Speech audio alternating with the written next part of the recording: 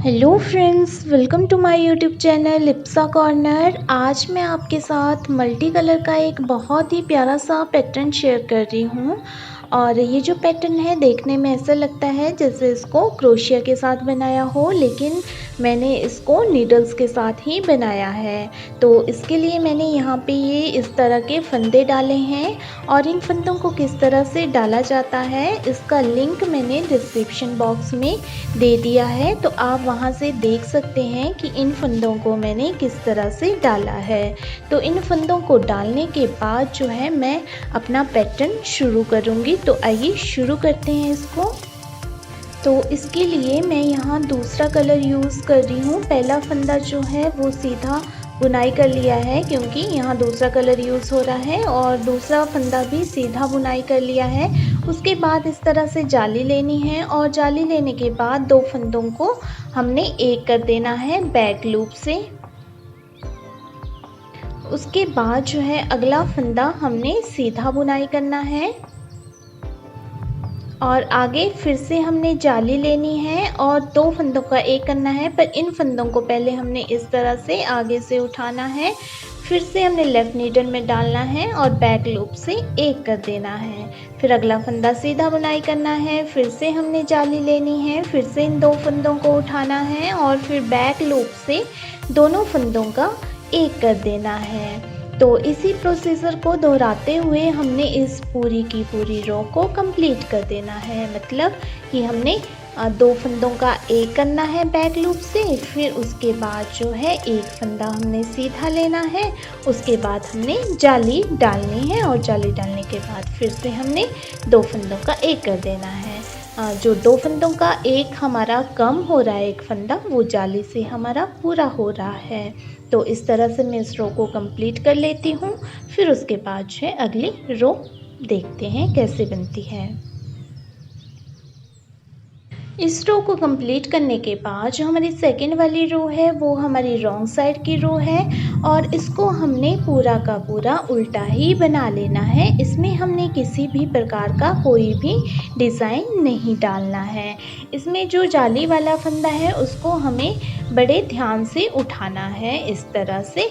तो इस तरह हम इसको कंप्लीट कर लेते हैं, फिर देखते हैं इसकी नेक्स्ट वाली रो कैसे बनती है।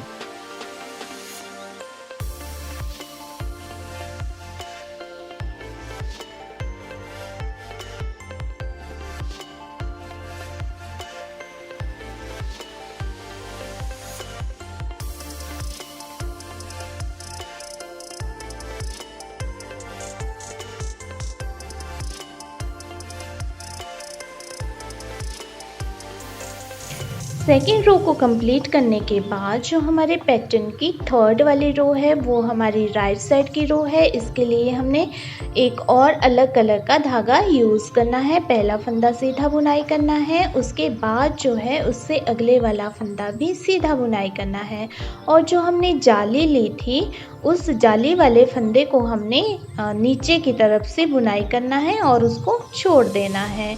आगे जो है फिर हमने दो फंदे सीधे बुनाई कर लेने हैं और जो जाली वाला फंदा था उसको नीचे नीडल डाल के बुनाई करना है और इसको इस तरह से छोड़ देना है। आगे फिर से दो फंदे सीधे बुनाई करने हैं और जाली वाले फंदे को नीचे नीडल डाल के बुनाई करना और इसको छोड़ देना। तो इसी तरह से हमने इस थर्ड रो को कंप्लीट कर देना है और प्रोसीजर वही रहेगा। दो फंदे हमने सीधे बुनाई करने हैं और जो जाली वाला फंदा है उसको हमने नीचे से बुनाई करना है और छोड़ देना है।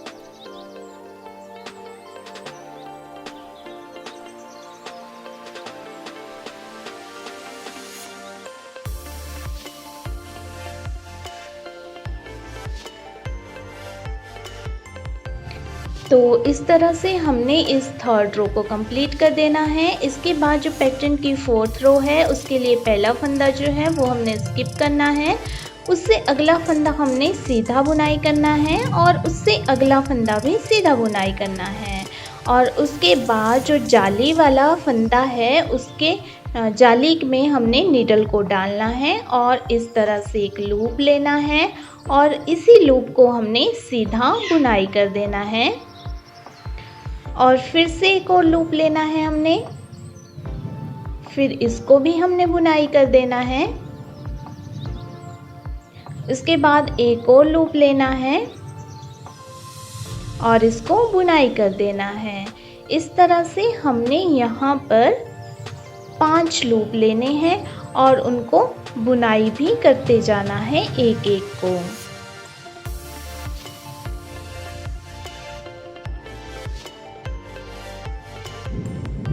तो इस तरह से मैंने इन 5 लूपों को ले लिया है और एक एक करके बुनाई भी कर दिया। अब इस फंदे को हमने छोड़ देना है और उसके बाद इन 5 फंदों को हमने लेफ़्ट नीडल में लेते हुए इन 5 का एक कर देना है बैक लूप से और फिर इसको सिक्योर करने के लिए फिर से हमने इसको सीधा बुनाई कर देना है। तो इस तरह से हमारा ये बन जाएगा। इसके बाद आगे के 2 फंदे हमने सीधे बुनाई करने हैं और फिर से आगे हमारे पास जाली आ जाएगी। तो उस जाली में पहले या तो हम फंदे को छोड़ भी सकते हैं या बाद में छोड़ सकते हैं और इस जाली में से हमने जिस तरह से 5 लूप लिए थे उनको बुनाई किया था वैसे ही हमने बुनाई कर देना है। लेकिन एक बात ज़रूर ध्यान रखनी है कि जैसे हमने इन लूपों को जाली में से बनाना है तो जो जाली वाला फंदा है उसको या तो पहले ही छोड़ दें या बाद में छोड़ दें। पहले छोड़ देंगे तो बाद में कई बार याद नहीं रहता है तो उसको हम सीधा बुनाई कर देते हैं, उससे बेटर है कि पहले ही छोड़ दें। और इससे जो पीछे वाली हमारी लाइन थी उसमें भी जैसे ही हमने जाली की तरह से नीचे से फंदा उठाना है तो उस जाली वाले फंदे को हमने छोड़ देना है। और वैसे तो ये हमारी रो जो है रॉन्ग साइड की है लेकिन हमने इसको सीधी साइड को ही बनाना है और इस फंदे को जो है हमने सिक्योर करने के लिए एक बार फिर से सीधा बुनाई कर लेना है ताकि ये सिक्योर हो जाए। अगले फंदे फिर से हमने 2 सीधे बनाने हैं और फिर से हमारी जाली वाला फंदा है तो उसको पहले ही छोड़ दें और फिर से यहाँ पे 5 लूप हम ले सकते हैं। तो इसी प्रोसीजर को दोहराते हुए हमने इस पूरी की पूरी रो को कंप्लीट कर देना है।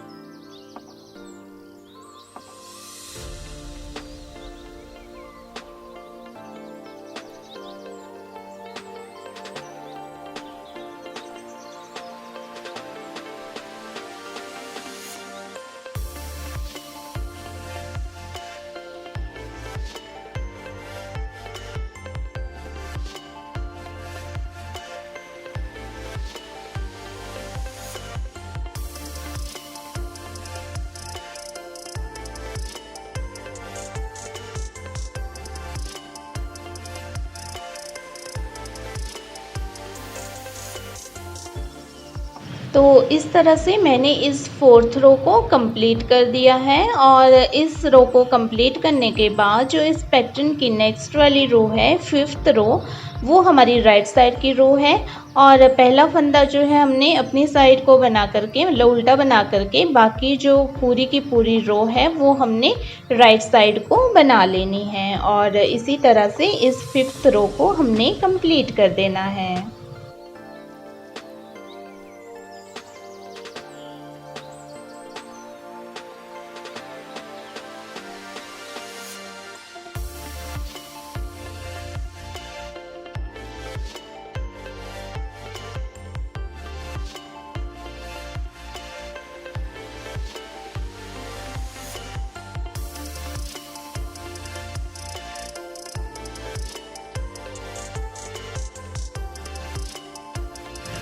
5th रो को कंप्लीट करने के बाद जो हमारे पैटर्न की 6th रो है वो हमारी रॉन्ग साइड की रो है, लेकिन इस रो को भी हमने सीधी साइड को ही बनाना है।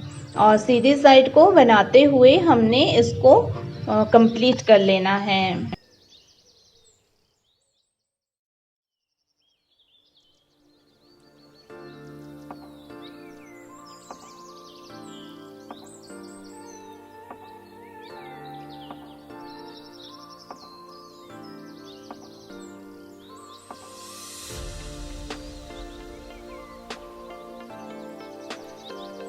6th रो को कंप्लीट करने के बाद जो हमारे पैटर्न की 7th रो है वो हमारी राइट साइड की रो है, और इसको हमने राइट साइड को ही बनाना है और इसी तरह से इसको कंप्लीट कर लेना है।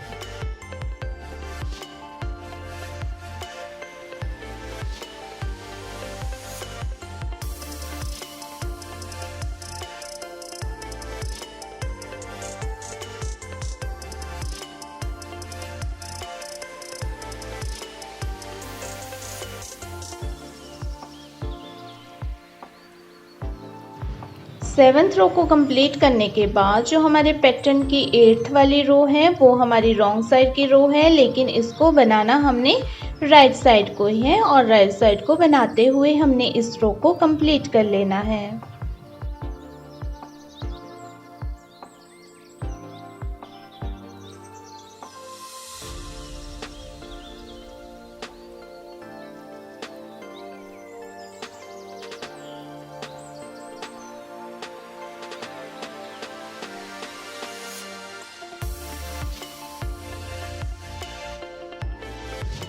8th रो को कंप्लीट करने के बाद हमारे पैटर्न की सभी रोज कंप्लीट हो जाएगी। और इसके बाद जो है हमने फिर से फर्स्ट रो स्टार्ट कर देनी है। फर्स्ट रो के लिए मैं वही धागा यूज़ कर रही हूँ जो मैंने पहले यूज़ किया है। आप जो है अपनी क्रिएटिविटी के अनुसार यहाँ पे किसी भी तरह का धागा यूज़ कर सकते हैं। और जैसे हमने पहली रो में जो है 2 फंदे सीधे बनाए थे, तो हमने 2 फंदे सीधे बना लेने हैं। उसके बाद जो है हमने जाली लेनी है, और जाली लेने के बाद आगे के 2 फंदे उठा करके बैक लूप से हमने एक कर देना है। अगला फंदा हमने सीधा बुनाई करना है, फिर से हमने जाली लेनी है, और फिर उसके बाद आगे के 2 फंदे उठा करके हमने बैक लूप से एक कर देना है। तो जैसे हमने फर्स्ट रो बनाई थी वैसे ही मैं यहाँ फर्स्ट रो को दोबारा रिपीट कर रही हूँ। इसके बाद जो हमने सेकेंड रो बना देनी है, फिर उसके बाद 3rd, 4th, 5th, 6th, 7th और 8th रो बना देनी है। और इन्हीं 8 रोज़ के साथ जो है हमारा ये डिज़ाइन बनता जाएगा। ये डिज़ाइन जो है देखने में बिल्कुल ऐसा लगता है जैसे क्रोशिया के साथ ही बनाया हो। तो आप अपनी क्रिएटिविटी के अनुसार यहाँ पे जैसे मर्जी वैसे कलर्स यूज़ कर सकते हैं। कई बार ऐसे होता है कि हम स्वेटर बनाते हैं तो हमारे पास बहुत ज़्यादा कलर्स थोड़े थोड़े बच जाते हैं, तब हमें समझ नहीं आता है कि इनको कहाँ यूज़ किया जाए। तो उस टाइम जो है हम इस तरह का पैटर्न बना करके उनको यूज़ कर सकते हैं। और ये जो पैटर्न है ये एक ऐसा पैटर्न है जो इतना टफ भी नहीं है, और जिनको थोड़ा बहुत नीटिंग आती है वो आसानी से इसको बना सकते हैं। तो मैं इसको थोड़ा सा बना लेती हूँ, और बनाने के बाद जो है आपको दिखाती हूँ कि किस तरह से ये बनकर दिखता है। तो बनाने के बाद जो है मेरा डिज़ाइन कुछ इस तरह से लग रहा है और ये बहुत ही सुंदर लगता है।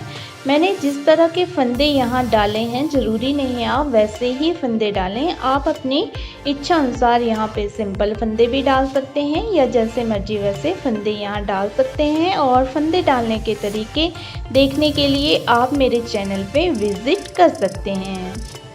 इस पैटर्न को आप किसी भी प्रोजेक्ट में यूज़ कर सकते हैं। बेबी फ्रॉक के घेरे में ये बहुत ही सुंदर लगता है और लेडीज़ लॉन्ग स्वेटर कार्डिगन में भी बहुत ही अच्छा लगता है। और आप इसको थोड़ा सा बना करके लेस की तरह भी यूज़ कर सकते हैं।